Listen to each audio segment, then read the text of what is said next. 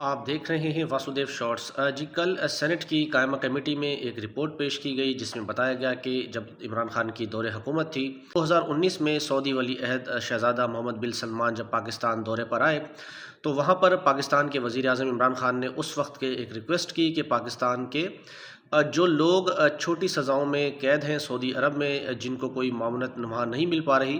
تو انہوں نے ریکویسٹ کی تھی کہ آپ ان پر نظر ثانی کریں ان کو ہو سکے تو رہا بھی کر دیں۔ ان کی اس ریکویسٹ کے بعد سعودی عرب نے جو ہے تقریباً 7,200 کے قریب پاکستانیوں کو رہا کیا گیا۔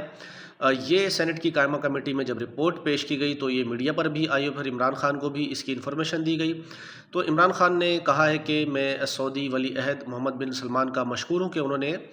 میری ریکویسٹ پر تقریباً 7,200 پاکستانیوں کو رہا کیا اور انہوں نے کہا کہ عہدہ جو ان کو اس وقت ملا ہوا تھا تو اس کو غریب عوام کے لیے استعمال کروں اور یہ جد و جہد انہوں نے کہا کہ میں ہمیشہ اسی طرح جاری رکھوں۔